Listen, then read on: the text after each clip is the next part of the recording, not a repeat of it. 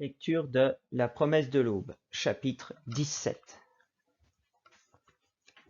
À Varsovie, nous vécûmes difficilement dans des chambres meublées. Quelqu'un, de l'étranger, vint en aide à ma mère, lui envoyant très régulièrement des sommes d'argent qui nous permettaient de subsister. J'allais à l'école où, tous les matins, à la récréation de 10 heures, ma mère m'apportait du chocolat dans un thermos et des tartines beurrées. Elle fit 1000 choses pour nous maintenir à flot. Elle fut courtière de bijoux, acheta et revendit des fourrures et des antiquités, et fut, je crois, la première à avoir eu une idée qui se révéla modestement lucrative. Par voie d'annonce, elle informait le public qu'elle achetait des dents, qu'à défaut d'autres termes, je peux seulement qualifier de dents d'occasion, celles-ci contenaient des travaux en or ou en platine et ma mère les revendait avec profit. Elle examinait les dents à la loupe, les trempant dans un acide spécial pour s'assurer que c'était bien d'un métal noble qu'il s'agissait. Elle fit aussi de la gérance d'immeubles, fut placeuse en publicité et se chargea de 1000 autres besognes dont je ne me souviens plus aujourd'hui. Mais chaque matin, à 10 heures, elle était là, avec son thermos de chocolat et ses tartines beurrées. Cependant, là encore, nous eûmes à subir un échec cuisant. Je n'ai pas pu entrer au lycée français de Varsovie. Les études y coûtaient cher et dépassaient nos moyens. Je fréquentais donc l'école polonaise pendant 2 ans et aujourd'hui encore, je parle et j'écris en polonais couramment. C'est une très belle langue. Mickiewicz demeure un de mes poètes préférés et j'aime beaucoup la Pologne, comme tous les Français. 5 fois par semaine, je prenais le tramway et me rendais chez un excellent homme qui s'appelait Lucien Dieuleveux Kaoulek et qui m'enseignait ma langue maternelle. Ici, je dois faire un aveu. Je mens assez peu car le mensonge a pour moi un goût douceâtre d'impuissance. Il me laisse trop loin du but. Mais lorsqu'on me demande où, à Varsovie, j'ai fait mes études, je réponds toujours au lycée français. C'est une question de principe. Ma mère avait fait de son mieux, et je ne vois pas pourquoi je la priverais du fruit de son labeur. Qu'on ne s'imagine pas cependant que j'assistais à ses luttes sans tenter de venir à son secours. Après avoir failli dans tant de domaines, je croyais enfin avoir découvert ma véritable vocation. J'avais commencé à jongler à Vilno, au temps de Valentine, et pour ses beaux yeux. J'avais continué depuis en pensant toujours à ma mère et pour me faire pardonner mon manque d'autres talents. Dans les couloirs de l'école, sous le regard de mes camarades éblouis, je jonglais à présent avec 5 ou 6 oranges, et quelque part au fond de moi vivait la folle ambition de parvenir à la 7e et peut-être à la 8e, comme le grand Rastelli, et même qui sait à la 9e pour devenir enfin le plus grand jongleur de tous les temps. Ma mère méritait cela, et je passais tous mes loisirs à m'entraîner. Je jonglais avec les oranges, avec les assiettes, avec les bouteilles, avec les balais, avec tout ce qui me tombait sous la main. Mon besoin d'art, de perfection, mon goût de l'exploit merveilleux et unique, bref, ma soif de maîtrise, trouvaient là un humble mais fervent moyen d'expression. Je me sentais aux abords d'un domaine prodigieux, et où j'aspirais de tout mon être à parvenir, celui de l'impossible, atteint et réalisé. Ce fut mon premier moyen conscient d'expression artistique, mon premier pressentiment d'une perfection possible, et je m'y jetai à corps perdu. Je jonglais à l'école, dans les rues, en montant l'escalier, j'entrais dans notre chambre en jonglant, et je me plantais devant ma mère, les 6 oranges volant dans les airs, toujours relancées, toujours rattrapées. Malheureusement, là encore, alors que je me voyais déjà promis au plus brillant destin, faisant vivre ma mère dans le luxe grâce à mon talent, un fait brutal s'imposa peu à peu à moi. Je n'arrivais pas à dépasser la 6e balle. J'ai essayé pourtant, Dieu sait si j'ai essayé. Et il m'arrivait à cette époque de jongler 7, 8 heures par jour. Je sentais confusément que l'enjeu était important, capital même, que je jouais là toute ma vie, tout mon rêve, toute ma nature profonde, que c'était bien de toute la perfection possible ou impossible qu'il s'agissait.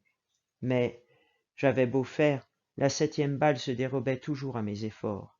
Le chef-d'œuvre demeurait inaccessible, éternellement latent, éternellement pressenti, mais toujours hors de portée. La maîtrise se refusait toujours.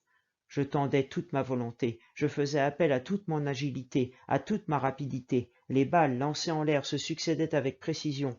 Mais la 7e balle, à peine lancée, tout l'édifice s'écroulait, et je restais là, consterné, incapable de me résigner, incapable de renoncer.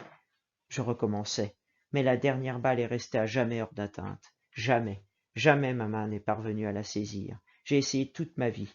Ce fut seulement aux abords de ma 40e année, après avoir longuement erré parmi les chefs-d'œuvre, que peu à peu la vérité se fit en moi, et que je compris que la dernière balle n'existait pas.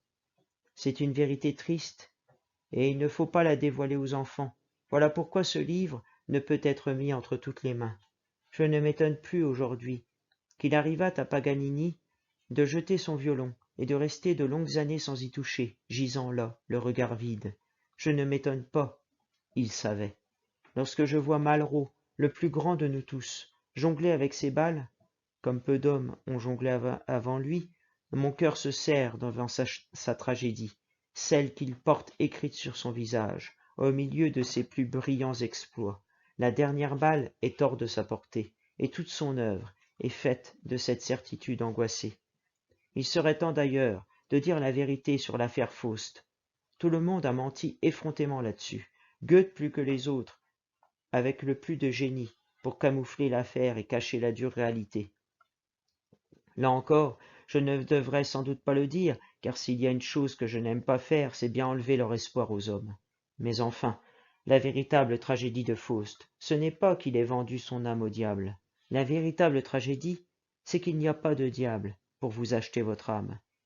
Il n'y a pas preneur. Personne ne viendra vous aider à saisir la dernière balle, quel que soit le prix que vous y mettiez. Il y a bien toute une flopée de margoulins qui se donnent des airs, qui se déclarent preneurs, et je ne dis pas qu'on ne peut pas s'arranger avec eux, avec un certain profit. On peut. Ils vous offrent le succès, l'argent, l'adulation des foules. Mais c'est de la bouillie pour chat. Et lorsqu'on s'appelle Michel-Ange, Goya, Mozart, Tolstoï, Dostoïevski ou Malraux, on doit mourir avec le sentiment d'avoir fait de l'épicerie. Ceci dit, je continue bien entendu à m'entraîner. Il m'arrive encore de sortir de ma maison, sur ma colline, au-dessus de la baie de San Francisco, et là, en pleine vue, en pleine lumière, je jongle avec 3 oranges. Tout ce que je peux faire aujourd'hui. Ce n'est pas un défi, c'est une simple déclaration de dignité. J'ai vu le grand Rastelli, un pied sur un goulot de bouteille, faire tourner 2 cerceaux sur l'autre pied replié derrière lui, tout en tenant une canne sur son nez, un ballon sur la canne, un verre d'eau sur le ballon, et jonglant en même temps avec cette balle. Je croyais voir là un moment de maîtrise totale et incontestée, un instant souverain de victoire de l'homme sur sa condition, mais Rastelli est mort quelques mois plus tard, désespéré, après avoir quitté l'arène, sans être jamais parvenu à saisir la 8e balle, la dernière, la seule qui comptait pour lui. Je crois que si j'avais pu me pencher sur son lit, et il m'eût renseigné sur tout cela une bonne fois, et, comme je n'avais alors que 16 ans, une vie d'effort et d'échec m'aurait peut-être été épargnée. Je serais désolé si on concluait de tout ce qui précède que je n'ai pas été un homme heureux. Ce serait là une erreur tout à fait regrettable. J'ai connu et je connais encore dans ma vie des bonheurs inouïs. Depuis mon enfance, par exemple, j'ai toujours aimé les concombres salés, pas les cornichons, mais les concombres, les vrais, les seuls et uniques, ceux qu'on appelle concombres à la russe. J'en ai toujours trouvé partout. Souvent, je m'en achète une livre. Je m'installe quelque part au soleil, au bord de la mer, ou n'importe où, sur un trottoir ou sur un banc, je mords dans mon concombre et me voilà complètement heureux. Je reste là au soleil, le cœur apaisé, en regardant les choses et les hommes d'un œil amical, et je sais que la vie vaut vraiment la peine d'être vécue, que le bonheur est accessible, qu'il suffit simplement de trouver sa vocation profonde et de se donner à ce qu'on aime avec un abandon total de soi. Ma mère assista à mes efforts pour lui venir en aide avec une gratitude émue.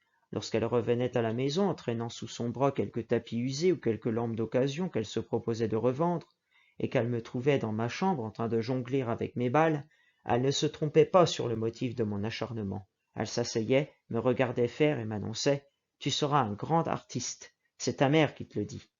Sa prédiction faillit se réaliser.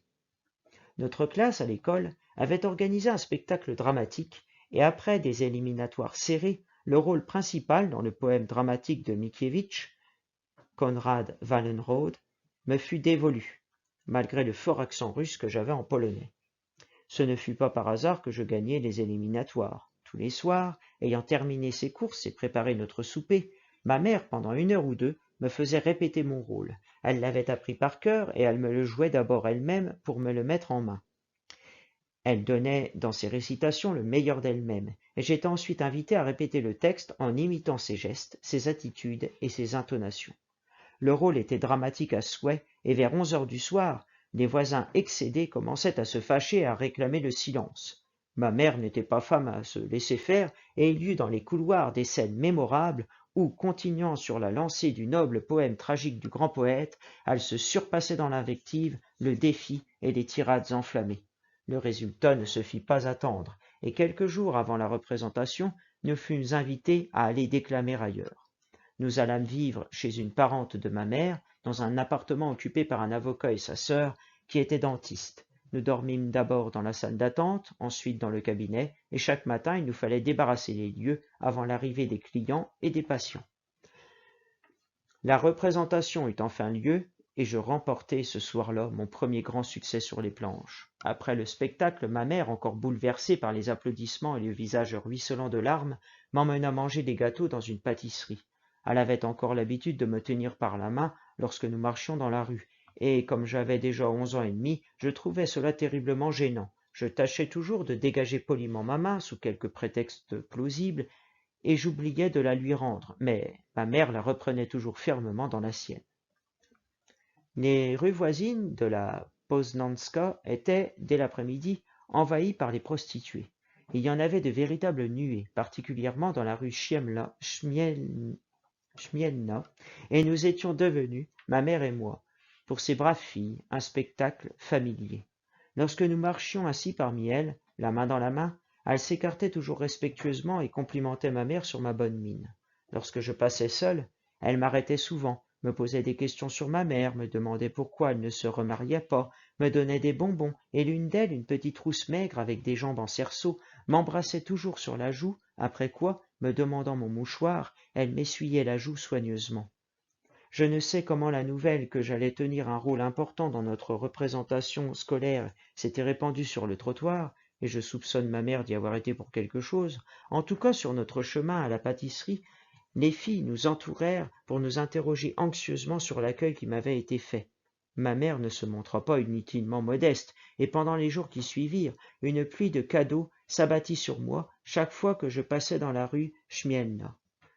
Je reçus de petites croix et des médailles saintes, des chapelets, des canifs, des tablettes de chocolat et des statuettes de la Vierge, et je fus à plusieurs reprises entraîné par les filles dans une petite charcuterie voisine où, sous leurs regards admiratifs, je me gavais de concombres salés. Lorsque nous fûmes enfin dans la pâtisserie et qu'après mon 5e gâteau, je commençai à souffler un peu, ma mère m'exposa brièvement ses projets d'avenir. Enfin, nous tenions quelque chose de concret, le talent était certain, la voie tracée, il n'y avait plus qu'à continuer. J'allais devenir un grand acteur, j'allais rendre les femmes malheureuses, j'allais avoir une immense voiture jaune décapotable, j'allais avoir un contrat avec la UFA, industrie cinématographique allemande. Cette fois, c'était là, on le tenait, on y était. Encore un gâteau pour moi, un verre de thé pour ma mère, elle devait boire entre 15 et 20 verres de thé par jour. Je l'écoutais, comment dire, je l'écoutais prudemment. Je dois dire, sans me vanter, que je n'ai pas perdu la tête. Je n'avais que 11 ans et demi, mais j'étais déjà résolu à être l'élément pondéré, mesuré, français dans la famille. Pour le moment, la seule chose concrète que je voyais dans tout cela étaient les gâteaux sur le plateau. Et là, je n'en ai pas laissé échapper un seul. J'ai bien fait, car ma grande carrière théâtrale et cinématographique ne s'est jamais matérialisée. Ce ne fut pourtant pas faute d'avoir essayé. Pendant plusieurs mois, ma mère ne cessa d'envoyer ma photo à tous les directeurs de théâtre de Varsovie, et elle l'adressa également à Berlin, à la UFA, avec une longue description du grand triomphe dramatique que j'avais remporté dans le rôle principal de Konrad Wallenrod. Elle m'obtint même une audition avec le directeur du théâtre Polski, un monsieur distingué et courtois qui m'écouta poliment pendant que, un pied en avant, un bras levé, dans l'attitude de Rouget de Lille chantant la Marseillaise, je déclamais énergiquement dans son bureau, avec un fort accent russe, les vers immortels du barde polonais. J'avais un trac effroyable, que j'essayais de cacher en hurlant encore plus fort. Il y avait dans le bureau plusieurs personnes qui me contemplaient et qui paraissaient vivement frappées. Et je ne devais pas avoir, dans cette atmosphère qui manquait, il faut bien le dire, de chaleur, tout le contrôle de mes moyens, parce que le contrat fabuleux ne me fut pas offert. On m'écouta toutefois jusqu'au bout, et lorsque, après avoir avalé mon poison, comme le rôle l'exige, je tombai à ses pieds, agonisant dans des convulsions affreuses, cependant que ma mère promenait sur l'assistance un regard triomphant, le directeur m'aida à me relever, et après s'être assuré que je ne m'étais pas fait de mal, disparut si rapidement que je me demande encore comment il avait fait et par où il était passé. Je ne remontai sur les planches que 16 ans plus tard, devant un public bien différent et dont le général de Gaulle fut le plus intéressant élément. Cela advint au cœur de l'Afrique équatoriale, à Bangui, dans l'Oubangui-Chari, en 1941. Je m'y trouvais depuis quelque temps avec 2 autres équipages de mon escadrille lorsque nous fut annoncée la visite du général de Gaulle en tournée d'inspection. Nous décidâmes d'honorer le chef de la France libre par un spectacle de théâtre et nous nous mîmes aussitôt à l'ouvrage. Une revue extrêmement spirituelle de la vie de ses auteurs, destinée à dérider notre illustre visiteur, fut composée sur-le-champ. Le texte était très gai et léger, pétillant d'esprit et de bonne humeur, car nous étions à l'époque des grands désastres militaires de 1941, et nous étions fermement résolus à témoigner, devant notre chef, d'un moral à toute épreuve et d'un entrain endiablé.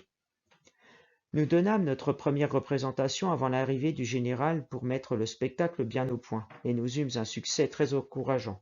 Le public applaudissait à tout casser, et bien qu'une mangue se détachât parfois d'un arbre et tombât sur la tête d'un spectateur, tout se passa vraiment très bien. Le général arriva le lendemain matin, et le soir assista à la représentation en compagnie des chefs militaires et hautes personnalités politiques de son entourage.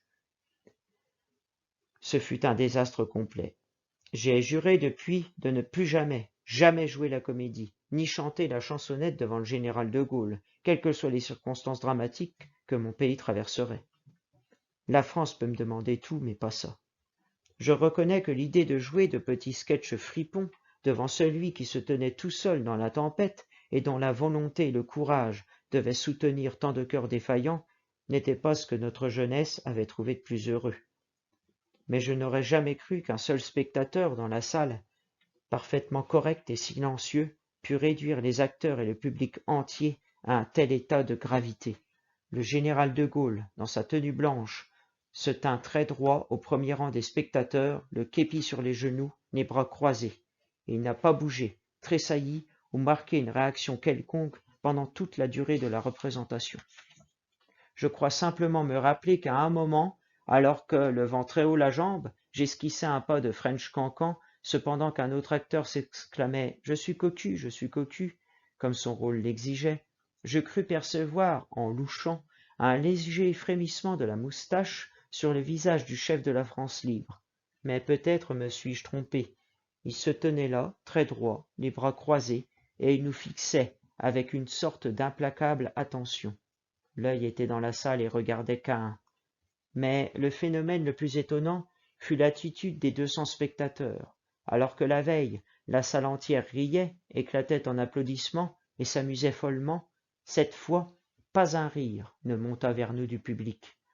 Pourtant, le général était assis au premier rang et les spectateurs ne pouvaient guère lire l'expression de son visage. À ceux qui affirment que le général de Gaulle ne sait pas établir un contact entre les foules et communiquer ses sentiments, je donne cet exemple à méditer. Quelque temps après la guerre, Louis Jouvet montait Don Juan. J'assistais aux répétitions. Dans la scène, où la statue du commandeur, fidèle au rendez-vous, vint entraîner le libertin aux enfers, j'eus soudain une sensation étonnante de déjà-vu, d'une expérience déjà vécue par moi, et je me rappelai Bangui, 1941, et le général de Gaulle me fixant de son regard droit. J'espère qu'il m'a pardonné.